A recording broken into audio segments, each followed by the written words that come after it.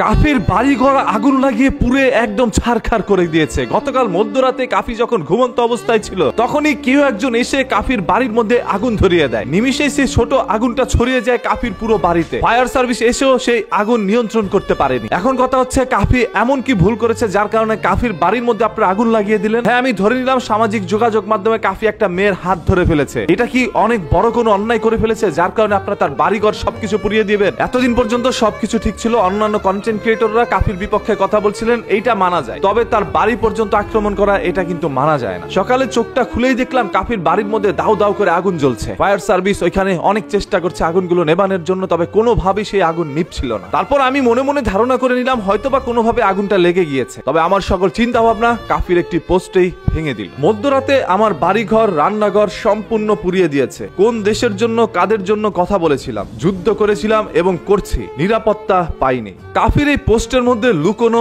অনেক বেদনা রয়েছে। দেখেন ভাই, এই ছেলেটা অতীতে তো ভালো কোনো কাজ করেছিল, অতীতে একদিন হইলো তো সত্য কথা বলেছিল, যে সত্যের কারণে কিন্তু আমরা অনেক কিছু জানতে পেরেছি, বা যখন আমরা কেউ প্রতিবাদ করতে পারিনি তখন কাফি প্রতিবাদ করেছিল। আজকে সেই কাফির বাড়ি ঘর আপনারা জ্বালিয়ে পুড়ে শেষ করে দিয়েছেন। আবার কেউ কেউ ফেসবুকের মধ্যে এও পোস্ট করে যাচ্ছেন, কন্টেন্ট বানান ভালো কথা, যাদের হাত ধরে আসলেন জনপ্রিয় হওয়ার পর তাদের চিনেন না, তাও ভালো কথা। পটুয়াখালীর বন্যায় বন্যার্তদের নিয়ে ট্রল করলেন, তাও ভালো কথা। সমালোচনা না ভেবে অশালীন পাল্টা জবাব দিয়েছেন, তাও ভালো কথা। 24-এর আন্দোলন জড়িত ছিলেন, ভালো কথা, এটার জন্য ধন্যবাদ। এত কিছুর মধ্যে ভালো গুণ পাইলাম। এখন যে বিপরীত লিঙ্গ নিয়ে মাখামাখি পর্যন্ত গেলেন, আবার বললেন কেউ ওপনে কেউ গোপনে, আর ভালো বলতে পারলাম না। নিজে মুমিন হিসেবে শেষে থাকতে পারলেন না, অবশেষে নিজের বাড়িও গেল, সবই আপনার অতিরঞ্জিত কাজের কারণে। কিভাবে মিলিয়ে চলতে হয় সেই জ্ঞান আপনার নেই। তবে ঘর বাড়িতে আগুনের তীব্র নিন্দা জানাই। আমি কখনোই কাউকে আপনারা ক্ষতি করেন সেটার পক্ষে না, আমি সবসময় এগুলোর বিপক্ষে। আমি একজন কন্টেন্ট ক্রিয়েটর, হয়তো বা কারো কন্টেন্ট নিয়ে আমি আলোচনা সমালোচনা করতে পারি, তবে কারো ব্যক্তিগত সম্পত্তির মধ্যে আঘাত করবে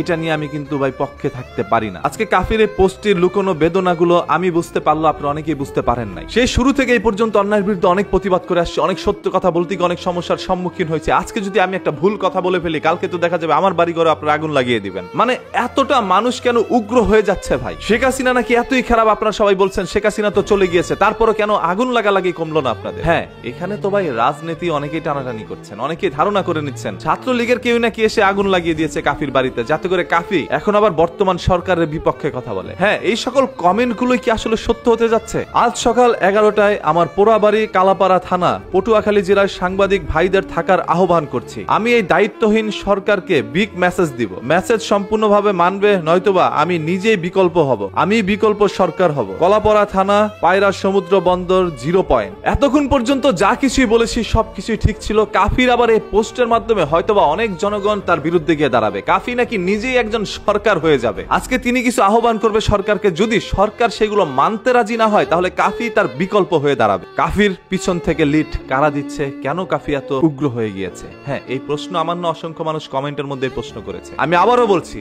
আমি কাফির কন্টেন্ট নিয়ে সমালোচনা করতে পারি, তবে কাফির ব্যক্তিগত সম্পত্তির উপরে কেউ গিয়ে আঘাত করুক সেটার পক্ষে আমি থাকার সেই অধিকার আমার নাই। ভাই, পুড়ে গেল কাফির বাড়ি, তবে কমেন্ট বক্সের মধ্যে মানুষ আলহামদুলিল্লাহ লিখতেছে। মানে কাফির বিপক্ষে জনগণ কি পরিমাণ দাঁড়িয়েছে, কাফিকে মানুষ কি পরিমাণ ঘৃণা করা শুরু করছে। একটু চিন্তা করে দেখেন তো ভাই, কি ভুলটা করেছিলেন? মানুষ যখন আপনাকে নিয়ে সমালোচনা করছিল আর আপনি প্রতিনিয়ত সবগুলোর কাউন্টার দিয়ে যাচ্ছিলেন, মানে আপনাকে নিয়ে কেউ কিছু বললে আপনি সেটার কাউন্টার দিচ্ছিলেন, হয়তোবা এটাই আপনার জীবনে সব থেকে বড় ভুল ছিল।